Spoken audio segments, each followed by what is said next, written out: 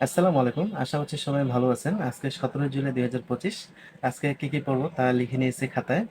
English থেকে পড়বো verb, গণিত থেকে বহুভুজ প্লাস পিথাগোরাসের উপপাদ্য, ব্যাকরণ থেকে পড়বো নত্যবিধান সত্যবিধান, ভূগোল থেকে পড়বো প্রথম অধ্যায় ও চতুর্থ অধ্যায়। তার সাথে পড়বো প্রিভিয়াস যতগুলো কোশ্চেন আছে বিসিএস এর 35 থেকে 46 পর্যন্ত সবগুলাই দেখে নিব। তো আজকের এতটুকুই পড়া। তো চলুন শুরু করি। বাংলা ব্যাকরণ থেকে আজকে শুরু করছি নত্যবিধান সত্যবিধান। মূলত চ্যাপ্টারটা বিসিএস এর জন্য খুব বেশি একটা প্রশ্ন আসে না, তারপরেও অন্যান্য চাকরির পরীক্ষায় কিন্তু প্রচুর প্রশ্ন আসে। আর গ্রামারটা আসলে প্রায় প্রতিটা চ্যাপ্টারই পড়া দরকার, বাংলা ব্যাকরণটা অন্তত। তো এখানে যে কয়েকটা রুলস আছে, মাত্র কয়েকটা রুলস আছে, এগুলো একটু মুখস্থ করার চেষ্টা করছি। তার সাথে প্রিভিয়াস প্রশ্নগুলো পড়ার চেষ্টা করছি। এখানে প্রিভিয়াস প্রশ্ন অনেকগুলো আছে, এই জন্য চ্যাপ্টারটা পড়তে একটু সময় লাগে। আজকে নত্যবিধানটা শেষ করলাম, কালকে সন্ধিটা শুরু করব। ইংলিশ গ্রামার থেকে আজকে পড়া শুরু করছি ভার্ব, যেহেতু চ্যাপ্টারটা বড় তাই আজকে অর্ধেকটার মতো পড়ছি। শুধু ভার্বের বেসিক জিনিসগুলো পড়ছি আজকে: principal verb, auxiliary verb, cognate verb, linking verb, object. এই জিনিসগুলো একটু বোঝার চেষ্টা করছি। তো এইগুলো থেকে তেমন একটা প্রশ্ন না আসলেও প্রশ্নটা ভার্ব থেকে আসে, জিরান পার্টিসিপল থেকে। আজকে বেসিক জিনিসগুলো একটু পড়লাম, কালকে পড়বো হচ্ছে জিরান পার্টিসিপল বিষয়ক যে পড়াটা আছে, এটা কালকে পড়বো। কালকে ভার্বটা শেষ করে নিব। প্রিসেপ্টাস বিসিএস প্রশ্ন ব্যাংক থেকে ভূগোলের বিগত সালের প্রশ্নগুলো আজকে দেখলাম। তো বিগত প্রশ্ন পড়ার জন্য এই বইটা মোটামুটি ভালোই লাগে, সব কিছু এক জায়গায় পাওয়া যায় আর ব্যাখ্যাগুলো অনেক সুন্দর করে দেওয়া থাকে। তো আজকে 35 থেকে 46 পর্যন্ত প্রশ্নগুলো সবগুলাই পড়ছি, আর হচ্ছে ব্যাখ্যাগুলো খুব বেশি একটা পড়িনি, যেগুলোতে একটু মনে হয়েছে ব্যাখ্যা পড়া দরকার, জাস্ট ওই ব্যাখ্যাগুলাই শুধু পড়ছি। ভূগোল, পরিবেশ ও দুর্যোগ ব্যবস্থাপনা এটা পড়লাম বেসিক ভিউ থেকে, যেহেতু বইটা আমার ছিল, না হলে এমপি3 থেকেই পড়তাম। তো ভূগোল আজকে প্রথমে প্রিভিয়াস প্রশ্নগুলো সব পড়ে নিয়েছি 35 থেকে 46, তারপরে বেসিক ভিউ থেকে প্রথম চ্যাপ্টার এবং চতুর্থ চ্যাপ্টার, এই দুইটা চ্যাপ্টার পড়ছি, আর তিনটা চ্যাপ্টার বাকি থাকলো। তো প্রথম চ্যাপ্টারে প্রথমে যে প্রিভিয়াস প্রশ্নগুলো আছে এগুলো আবার সবগুলোই দেখছি, তারপরে 10 থেকে 35তম পর্যন্ত কিছু প্রশ্ন আছে এইগুলো পড়ছি, তারপরে চ্যাপ্টারের ভিতরে যে বিষয়গুলো পড়ছি। আসলে চ্যাপ্টারের ভিতরে অনেক কিছু থাকে, সবগুলোই কিন্তু পড়া আসলে হয় না, যেগুলো থেকে প্রশ্ন আসে জাস্ট এইগুলোই একটু বেশি করে পড়ার চেষ্টা করছি। তো প্রথমে বাংলাদেশের অবস্থান ও আয়তন এখানে পড়ছি ভালো করে, কারণ এখানে অনেক গুরুত্বপূর্ণ কিছু তথ্য আছে।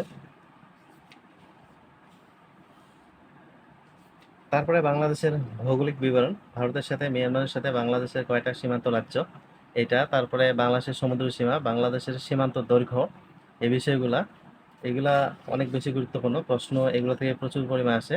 ছিটমহল সমস্যা এবং সমাধান এটাও পড়ছি, যদিও এখন একটু কম গুরুত্বপূর্ণ। তারপরে 3 বিঘা করিডোর, বঙ্গোপসাগর এটা খুবই গুরুত্বপূর্ণ, এখান থেকে প্রশ্ন আসার সম্ভাবনা থাকে।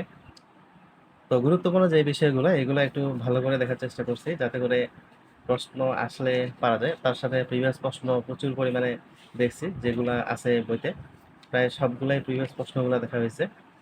তারপরে এইদিকে সৌরজগৎ থেকে মোটামুটি বিষয়গুলো দেখার চেষ্টা করছি, যাতে করে আসলে অন্তত পারা যায়। তারপরে প্রিভিয়াস প্রশ্ন এখানে প্রচুর পরিমাণে আছে। তারপরে দ্রাঘিমা রেখা, কর্কট ক্রান্তি রেখা, মকর ক্রান্তি রেখা, এইগুলো একটু দেখার চেষ্টা করছি। মূলত এই চ্যাপ্টারে এই বিষয়গুলো একটু দেখছি। তারপরে আন্নিগতি, বার্ষিকগতি, জোয়ার ভাটা, এই পর্যন্ত এই চ্যাপ্টারটা ছিল। মূলত এইগুলা জিনিসে ভালো করে দেখার চেষ্টা করছি। তার সাথে প্রিভিয়াস যে প্রশ্নগুলো আছে, মূলত ভূগোল, বাংলাদেশ, আন্তর্জাতিক প্রিভিয়াস প্রশ্ন খুব ভালো করে পড়তে লাগে, তাহলে একটু সুবিধা পাওয়া যায়। এরপরে বললাম চতুর্থ অধ্যায়। চতুর্থ অধ্যায়টা একটু ছোট আছে, এখান থেকে বেশ কিছু পড়াশোনা আছে। আবহাওয়া ও জলবায়ুর উপাদান, এই দুইটা জিনিস একটু ভালো করে পড়ছি। তারপরে বৃষ্টিপাত, রেইনফল, আইসোথার্ম, আইসোহাইট, জলবায়ু নিয়ামক, এই বিষয়গুলোই মূলত প্রশ্ন আসে, প্রিভিয়াস প্রশ্নগুলোতে দেখছিলাম। তারপরে বাংলাদেশের জলবায়ু এটা একটু দেখছি, এখানে প্রিভিয়াস প্রশ্ন যা আছে সবগুলো একটু ভালো করে পড়ার চেষ্টা করছি। তারপরে মহীসোপান, মহীঢাল, গভীর সমুদ্র খাত, এইগুলো একটু গুরুত্বপূর্ণ ছিল, এই জন্য এগুলো একটু দেখা হয়েছে।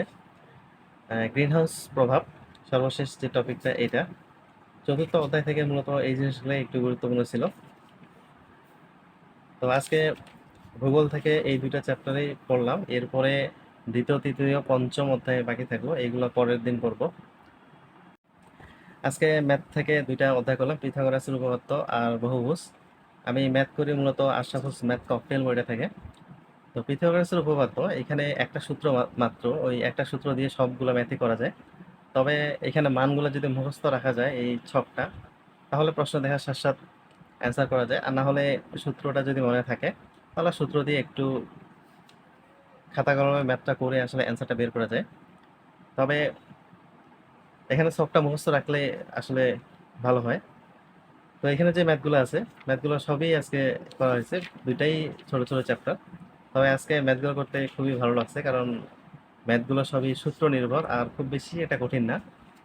আর বহুভুজ, বহুভুজ যে চ্যাপ্টারটা, এটাও খুবই ছোট একটা চ্যাপ্টার, জাস্ট সূত্র নির্ভর আসলে এখানে ম্যাথগুলা। ম্যাথ যদি পারা যায় তাহলে আসলে খুবই ভালো লাগে।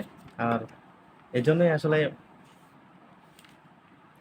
ম্যাথগুলো করার আগে একটু সূত্রগুলো ভালো করে দেখার দরকার, তাহলেই আসলে পরে ম্যাথ করতে খুবই ভালো লাগে। আর ম্যাথ পারলে আসলে অনেক মজার, আর না পারলে আসলে বিরক্ত লাগে। তো আজকে পড়াশোনা এ পর্যন্তই। তো সবাই ভালো থাকবেন, সুস্থ থাকবেন। আসসালামু আলাইকুম।